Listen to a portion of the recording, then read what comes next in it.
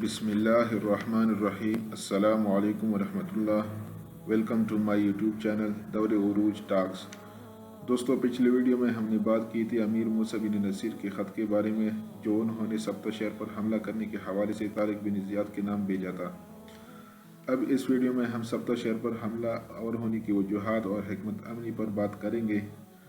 जब तारिक बिन ज़ियाद और तारिक बिन मालिक का लश्कर अमीर मूसा बिन नसीर के लश्कर के पास पहुंचा तो अमीर मूसा बिन नसीर और उनके बेटे अब्दुल अजीज़ ने उनका इस्तकबाल किया।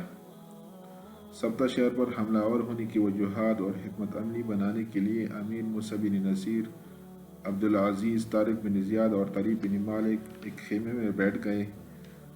अमीर मूसा बिन नसीर ने तारिक बिन ज़ियाद और तारिक बिन मालिक को मुखातिब करते हुए कहना शुरू किया कि शुमाली अफ्रीका के वसी इलाके हमारी अमलदारी में शामिल हो चुके हैं। रोमन सुल्तानत के दो बड़े शहर थे, एक करतांजा और दूसरा सब था। करतांजा शहर हमारी अमलदारी में शामिल हो चुका है, अब सिर्फ सब्ता शहर बाकी है। इस शहर के हाकिम का नाम काउंट जूलियन है। ये हकीकत में रोमन सुल्तानत के मातहत है, लेकिन रोमन हुकूमत चूँकि दूरी की वजह से इस शहर की हिफाजत नहीं कर सकते और न ही फौरी इमदाद भेज सकते हैं, इसलिए रोमन हुकूमत ने काउंट जूलियन को स्पेन की हुकूमत के मातहत किया है। अब सिर्फ स्पेन की हुकूमत काउंट जूलियन की मदद करता है, और मज़ीद ये कि काउंट जूलियन हिस्पानिया शहर के हाकिम का दामाद भी है। सब्ता शहर चूँकि फ़ौजी और दिफाई लिहाज से मजबूत है, इसके तीनों अतराफ पर समंदर है, इस शहर पर सिर्फ खुश्की की तरफ से हमला किया जा सकता है। शुमाली अफ्रीका के फतह के बाद ये शहर बज़ंतीनी सुल्तानत के अंडर रहना हमारे लिए मुश्किलात पैदा कर सकते हैं।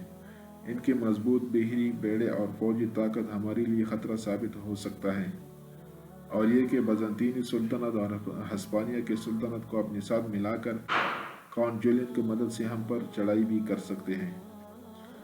यही वजूहात है कि हमें सब्ता शहर को अपनी अमलदारी में शामिल करना चाहिए। तुम दोनों की क्या राय है?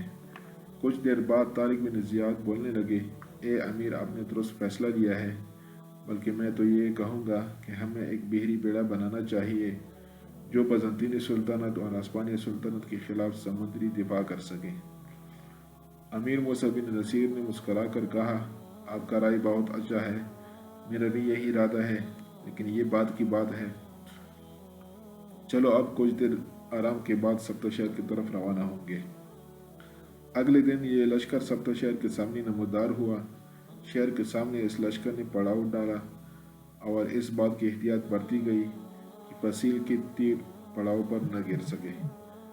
दरख्तों के बड़े बड़े तने काटे गए और इनके साथ लोहे से बनी हुई मेंढी के सर लगाए गए ताकि फसील के दरवाज़ों को तोड़ा जा सके।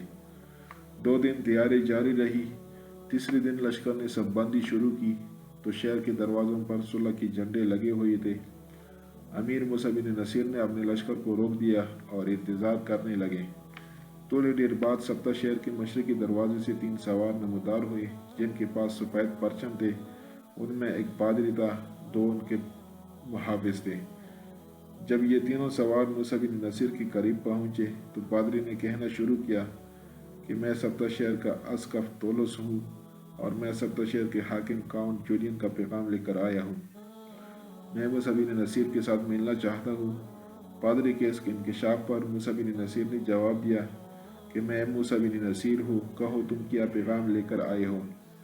पादरी घोड़े से उतरे, मुसाफिहा किया और कहना शुरू किया, ए मुसलमानों के अजीम जर्नेल, आपने बहुत बड़े इलाके फतह किए हैं, हम आपका मुकाबला नहीं कर सकते। काउंट जूलियन ने सुलह का पैगाम लेकर मैं काउंट जूलियन से सुलह का पैगाम लेकर आया हूँ। अमीर मूसा बिन नसीर ने जवाब दिया कि अगर काउंट जूलियन सुलह चाहता है तो ख़ुद क्यों नहीं आया।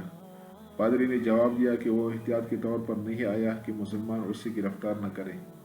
मूसा बिन नसीर ने जवाब दिया कि मेरा कौम कभी भी ऐसा करेहा अमल नहीं करेगा, और अगर काउंट जूलियन सुलह चाहता है तो ख़ुद आकर हमारे साथ सुलह की शराइत तय करे। पादरी ने अपने 2 साथी वापस भेज दिए और उनको बताया कि जाओ, काउंट जूलियन को अपने साथ लेकर आओ और उनको बताओ कि कोई ख़तरा नहीं है। पादरी मूसा बिन नसीर के साथ खेमे में बैठ गए। थोड़ी देर बाद काउंट जूलियन आया। मूसा बिन नसीर ने उनका इस्तकबाल किया